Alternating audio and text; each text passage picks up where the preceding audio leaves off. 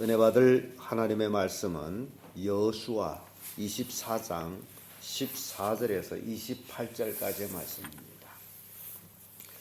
여호수아 24장 14절에서 28절까지의 말씀 찾으셨으면 교독합니다. 제가 먼저 읽습니다. 그러므로 이제는 여호와를 경외하며 성실과 진정으로 그를 섬길 것이라. 너희 열조가 강저편에 애굽에서 섬기던 신들을 제하여 버리고 여호와만 섬기라. 만일 여호와를 섬긴 것이 너희에게 좋지 않게 보이거든 너희 열조가 강저편에서 섬기던 신이든지 혹은 너희가 하는 땅 아무리 사람의 신이든지 너희 섬길 자를 오늘날 택하라. 오직 나와 내 집은 여호와를 섬기겠노라. 백성들이 대답하여 가라되 여호와를 버리고 다른 신을 섬기는 일은 우리가 결단코 하지 아니하오리니 이는 우리 하나님 여호와께서 친히 우리와 우리 자손을 인도하여 땅 정리하던 집에서 나오게 하시고 우리 목전에서 큰 이적들을 행하시고 우리가 행한 모든 일에서 우리 지난 모든 백성들에서 우리를 구원하였으며 여호와께서 또 모든 백성 곧 이 땅에 거하던 아모리 사람을 우리 앞에서 쫓아내셨습니다. 그러므로 우리도 여호와를 섬기리니 그는 우리 하나님이시니이다.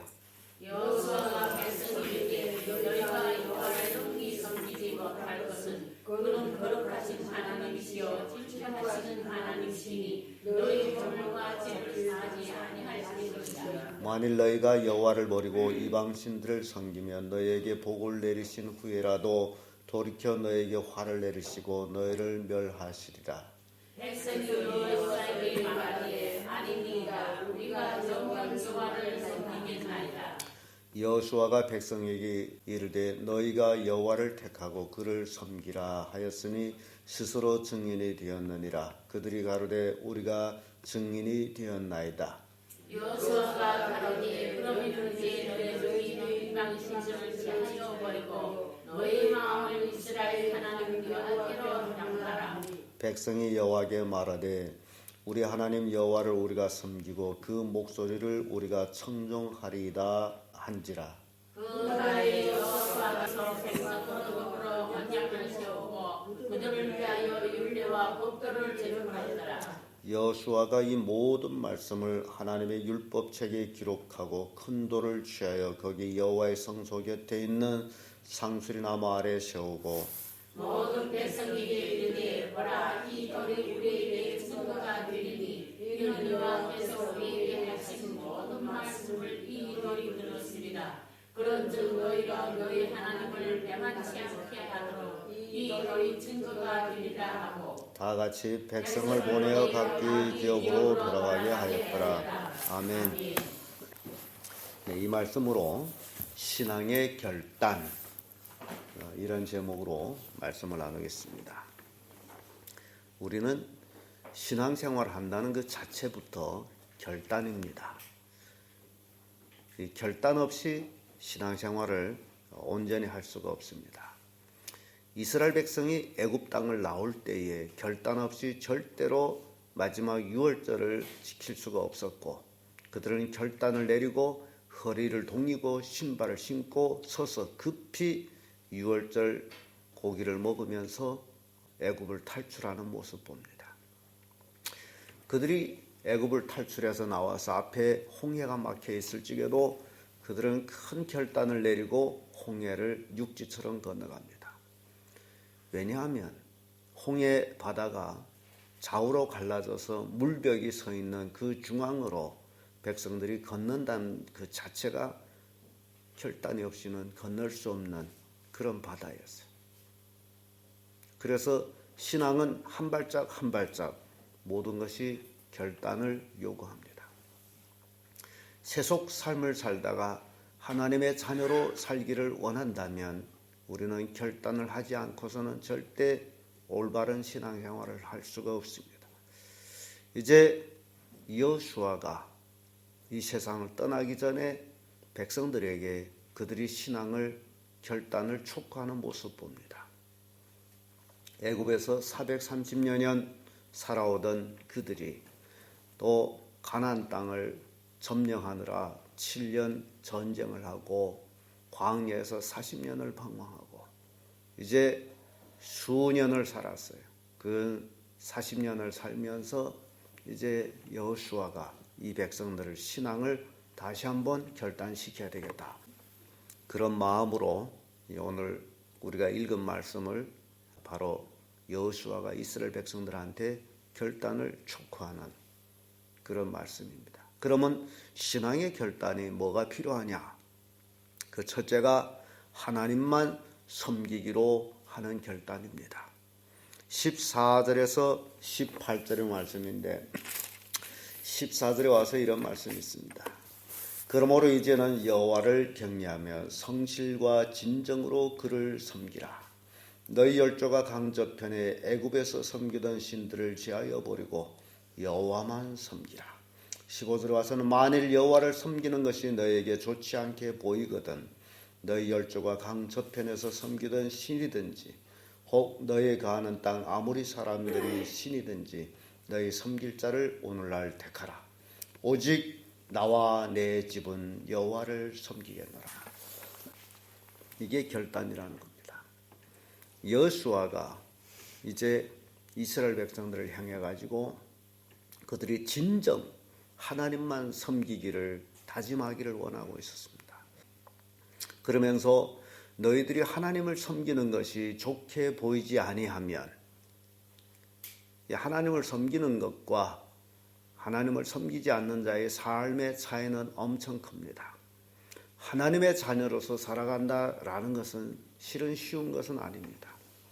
세속을 버려야 됩니다. 세상 사람들이 사는 모습대로 살아서는 되지 않습니다. 그래서 하나님 섬기는 것이 좋게 여겨지지 않으면 너희들이 요단강을 건너기 전에 거기서 섬기던 애굽에서 섬기던 그 신을 섬기든지 아니면 이 이방인 백성들이 섬기는 신이든지 너의 섬길 자를 택하라. 그리고 섬겨라. 그 얘기입니다. 그러면서 여호수아는 오직 여기는 오직이라는 말 딱 붙여서 나와 내 집은 나와 내 가문은 그런 얘기예요. 여호와를 섬기겠노라. 이게 결단이에요. 여러분들도 그저 신앙생활을 한다라는 그런 종교인의 모습을 떠나서 온전히 나와 내 집도 내 가정의 식구도 그런 얘기죠. 하나님만 섬기는 그런 가족을 만들어갈 때 참 여러분들은 복된 성도, 복된 가정이 됩니다. 세상을 섬겨가지고 잘된 일은 아무것도 없습니다. 세상을 섬겨서는 다 망하는 길 외에는 없습니다. 하나님을 섬기는 것이 힘들 것 같지만은 그러나 진정 그를 의지해서 섬기면 그를 통해서 복을 받게 되어 있습니다. 출애굽기 23장 25절에 보면 너희 하나님 여호와를 섬기라. 그리하면 여호와가 너의 양식과 물의 복을 내리시고 너희 중에 병을 제하리니. 이런 말씀. 온전히 신령과 진정으로 하나님을 섬기면 하나님께서는 양식, 물의 복을 내리시겠다. 그런 말씀. 우리가 먹는 양식, 우리가 마시는 물의 복을 내리시겠다. 그리고 너희 중에 병을 제하리라. 여러분들이 먹는 양식과 물 좋은 것이라고 생각하십니까? 지금 우리 전국적으로 물의 오염이 심각합니다. 사람이 먹어서는 안 될 기준치를 넘어가는 물도 공급되는 도시가 굉장히 많다라고 통계가 나왔습니다. 물이 오염되면 물로 농사를 하고 있기 때문에 그 농산물까지도 다 오염이 됩니다. 농산물까지 오염되는 것이 아니라 토질까지 오염이 됩니다. 그래서 우리가 먹는 양식, 우리가 마시는 물 전체적으로 오염이 되어 있어요. 그래서 하나님께서 하나님만 섬기면 양식과 물의 복을 내리시겠다. 이스라엘 백성들이 애굽을 나왔을 때에 마일 수 없는 물이 있을 때 모세가 거기에 그 물을 치료하는 내용이 나옵니다. 그리고 그것을 이스라엘 백성이 마일 수 있도록 쓴물이 단물로 되는 그런 내용들이 나와요. 이게 우리가 하나님을 잘 섬기게 되면요, 하나님께서 우리가 독소 같은 거 먹을지라도 아무 해를 입지 아니하게 하겠다고 또 성경의 말씀, 무슨 독을 마실지라도 해를 입지 아니하며, 이게 하나님을 잘 섬기는 자들에게서 일어나는 역사들입니다. 그리고 너희 중에 병을 제하리니, 참 인생 살다 아픈 것만큼 고통스러운 게 없습니다. 아프지 않고 건강하게 산다면 그 얼마나 행복하겠어요. 그런데 건강한 사람은 건강이 복인 줄을 몰라요. 건강을 잃어봐야 그 건강이 얼마나 복인지를 압니다. 그래서 하나님만 섬기는 거예요. 하나님만 섬기면 양식과 물의 복을 내리실 뿐만 아니라 병까지 제하여 버릴 것이다. 그래서 신앙의 결단은 오로지 하나님만 섬기는 겁니다. 세상에 저그마한 쾌락, 그걸 따라가다 보면 인생은 망할 수도 있습니다. 마가복음 4장 10절에 보면 기록되었으되 주 너의 하나님을 경배하고 다만 그를 섬기라. 예수님이 마귀의 시험을 받을 때 한 대답입니다. 다만 그를 섬기라. 여러분, 우리가 이 세상 살면서 오로지 하나님만 섬기면 그 인생은 복된 인생이 됩니다. 세속을 섬길 필요가 없습니다. 물질을 섬길 필요가 없어요. 물질은 우리의 섬김의 대상이 아니에요. 섬김의 대상은 오로지 하나님입니다. 그런데 오늘날 수없이 많은 사람들이 그 물질의 힘 때문에 물질을 하나님처럼 섬기고 있는 잘못된 그런 신앙을 하고 있습니다. 그래서 신앙의 결단은 온전히 하나님만 섬기는 것이다. 두 번째로 신앙의 결단은 이방신을 버리는 것입니다. 19절에서 24절의 말씀인데 23절의 말씀 와서 이런 말씀이 있습니다. 여호수아 가로되 그러면 이제 너희 중에 있는 이방신들을 제하여 버리고 너의 마음을 이스라엘 하나님 여호와께로 향하라. 이런 말씀입니다. 신앙에 우리는 하나님만 섬기겠습니다 라고 결단했다면 그 다음에는 버릴 것이 있습니다. 이게 뭐냐? 이방신을 버리는 겁니다.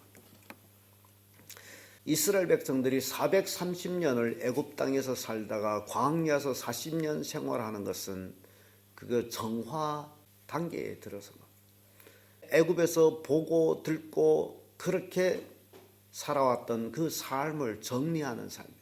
예수 믿고 나서 우리가 교회에 들어오잖아요. 하나님의 자녀가 되잖아요. 그러면 이 과정에서 우리의 삶이 정화되어야 돼요. 예수 믿기 전에 세상에 그 살던 삶을 우리는 정리해야 됩니다. 세상에 좋고자 세상의 기쁨, 세상의 즐거움을 쫓아 살던 삶, 이것이 내 삶 속에서 신앙생활하면서 정리돼야 됩니다. 예수 믿었는데도 그것이 정리되지 아니하고 똑같이 세상 사람들과 산다면 그는 예수 믿는 사람이 아니에요. 그러면 망하게 돼 있어요. 그래서 여호수아는 이스라엘 백성들 향해서 이방신을 버리라고 결단합니다. 이제 하나님을 섬기겠다고 작정했으면 그것을 버려라. 그걸 버리지 아니하면 망한다 그 얘기예요. 왜 망하느냐? 하나님은 거룩하신 하나님이요 질투하신 하나님이시라. 너희 허물과 죄과를 사하지 아니하실 것이라. 이런 말씀하시면서 20절에 와보면 만일 너희가 여호와를 버리고 이방신들을 섬기면 너희에게 복을 내리신 후에라도 돌이켜 너희에게 화를 내리시고 너희를 멸하시리라. 많은 사람들이 착각하면 뭐가 잘 됩니다. 돈도 잘 벌고 가족도 잘 되고 그러다 보면 자연히 세상에 빠져가면서 하나님을 멀리합니다. 근데 그게 망할 징조예요. 하나님께서 뭐라죠? 복을 주셨을지라도 도로 너에게 화를 내리고 너희를 멸절시킬 것이다. 그럼 하나님을 떠난다라는 것은 화를 자초하는 거예요. 죽기를 자초하는 거예요. 그래서 하나님을 섬기기로 결단했다면 그러면 이제는 이방 것들을, 그 전에 내가 좋아하고 즐겨하던 모든 것들을 다 버려야 됩니다. 다 버려야 돼요. 그리고 이전 것은 지나갔으니 보라 새 것이 되었도다 하듯이 우리는 새로운 피조물로 하나님을 섬기는 자들이 되어야 됩니다. 이게 이방신을 버리는 것들이에요. 사무엘상 7장 3절에 보면 너희가 전심으로 여호와께 돌아오려거든 이방신들과 아스다돛을 너희 중에서 제하고 너희 마음을 여호와께로 향하여 그만 섬기라. 우리 속에 있는 것들을 오물들을 버려야 됩니다. 그래서 우리 기독교는 우리 속에 있는 오물들을 다 쏟아버리고 하나님 말씀으로 채우는 것이에요. 그리고 그 말씀의 힘으로 살아가는 것이에요. 에스겔 18장 31절에도 너희는 범한 모든 죄악을 버리고 마음과 영을 새롭게 할지어다. 이스라엘 족속아 너희가 어찌하여 죽고자 하느냐. 우리 속에 있는 오물들을 버리지 않는다면 그것으로 인해서 죽는다는 얘기예요. 망한다는 얘기예요. 그래서 마음과 영을 새롭게 할지어다. 새롭게 안 하면 너희가 죽는다. 그래서 신앙의 결단은 하나님 섬기기로 결단했다면 그러면 우리 이방신을 섬기던 것들을 다 버려야 돼요. 우리 마음속에 하나님보다도 더 귀하게 여기는 모든 것들이 다 우상이 됩니다. 그런 것들을 버려야 돼요. 내 신앙생활 중에 하나님이 최고이고 그 위의 것들은 다 부수적인 것들이라는 것을 여러분들이 마음에 작심을 해야 돼요. 그래야 하나님의 복을 받을 수가 있어요. 끝으로 신앙의 결단은 율법을 준행하기로 하는 결단입니다. 25절에서 28절의 말씀인데 27절의 말씀 와서 이런 말씀이 있습니다. 모든 백성이 이르되 보라 이 돌이 우리에게 증거가 되리니 이는 여호와께서 우리에게 하신 모든 말씀을 이 돌이 들었습니다. 그런즉 너희로 너희 하나님을 배반치 않게 하도록 이 돌이 증거가 되리라 하고 율법을 준행하겠다고 돌을 세워놨어요. 그 얘기는 돌은 변함이 없다. 그래서 옛날에는 늘 돌을 증거로 세웠어요.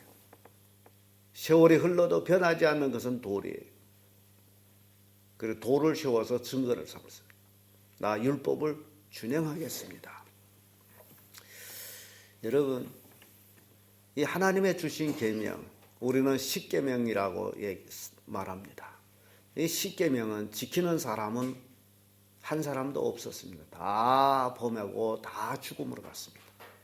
그런데 중요한 것은 이 계명을 지키려고 애쓰면 살아가는 사람들이 그것을 통해 가지고 복을 받는다는 사실이에요. 예수 믿음으로 구원받는 것은 기정사실입니다. 그러나 믿었다 해서 복 받는 게 아니고 하나님의 명령을 내가 준행할 때에 복을 받는다는 사실이에요. 믿음으로는 구원을 받아요. 그러나 이 땅을 살아가는 동안에 내가 하나님 말씀대로 살아갈 때, 하나님 말씀을 준행할 때, 율법을 준행할 때 그것이 나한테 복이 된다라는 사실입니다. 여호수아나 모세나 이스라엘 백성들에게 똑같은 말씀하시는 것은 너희가 약속의 땅에 들어갔다 할지라도 그 땅에서 하나님을 버리면 너희들은 그 땅에서 신속히 멸망할 것이다 라는 말씀하고 있습니다. 그래서 율법 준행에 대한 요구가 제기됩니다. 하나님의 자녀가 된 것은 하나님 말씀대로 살기 때문에 하나님의 자녀예요. 물론 하나님의 자녀가 되는 과정은 예수 그리스도를 믿음으로 하나님의 자녀가 됩니다. 그러나 일단 하나님의 자녀가 됐다면 그 다음부터 우리에게 요구되는 것은 하나님 말씀에 따라 사는 삶이에요. 그것이 율법을 준행하기로 하는 결단이에요. 우리는 하나님 말씀대로 살겠습니다 라는 결단이 우리에게 필요하다는 사실입니다. 창세기 6장 22절을 보면 노아가 그와 같이 하나님이 자기에게 명하신 대로 다 준행하였더라 라는 말씀입니다. 노아는 당시의 의인이었어요.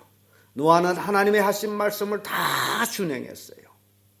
노아는 준행하는데 왜 우리는 준행을 못할까 한번 여러분 생각해 보세요. 노아는 하나님 말씀을 듣고 그 즉시로 자기가 그동안 쌓여놨던 모든 물질을 방주 만드는 데 다 투자합니다. 결과 홍수 때 온 가족이 구원을 받습니다. 이걸 놓고서 다 준행하였더라라고 말씀합니다. 하나님 말씀을 다 준행하게 되면 나와 내 가족에 복이 된다라는 사실. 하나님 말씀을 준행하지 아니하면 나와 내 가족에 화가 된다라는 사실. 출애굽기 24장 7절에 언약서를 가져 백성에게 낭독하여 들림에 그들이 가로되 여호와의 모든 말씀을 우리가 준행하리이다. 이스라엘 백성은 율법 말씀을 듣고 나서 우리는 이 말씀을 준행하리이다 라고 다짐을 했어요.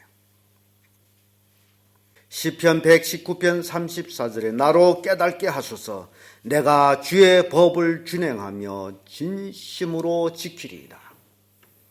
우리가 하나님에 대해서 깨달아야만이 하나님 말씀을 지켜야 된다라는 것을 알게 됩니다. 그렇지 않으면 되는 대로 살다가 복도 받지 못하고 고생하게 되어 있습니다. 여러분들은 지금까지 살아온 삶을 한번 정리해 봐야 됩니다. 내가 내 멋대로 살아가지고 잘된 것이 무엇이냐? 그것을 통계를 내봐야 됩니다. 잘된 게 있냐 없냐? 없다면 이제는 결단 내려서 오로지 하나님의 말씀인 율법을 준행하기로 결단하는 그런 결단이 필요하다. 그래서 이스라엘 백성을 향하여 여호수아는 이런 신앙의 결단을 촉구했습니다. 그것이 바로 하나님만 섬기라. 이방신을 버리라. 율법을 준행하라. 이게 여호수아가 이스라엘 백성들을 향해서 신앙의 결단을 촉구한 내용입니다. 이 내용이 오늘날 우리에게까지도 유효한 결단입니다. 여러분들도 이런 결단을 내려서 신앙생활에서 복을 받으며 매일매일 승리하며 가족이 늘 하나님의 축복 속에서 평안한 그런 복을 받는 성도들 되기를 주의 이름으로 축복합니다.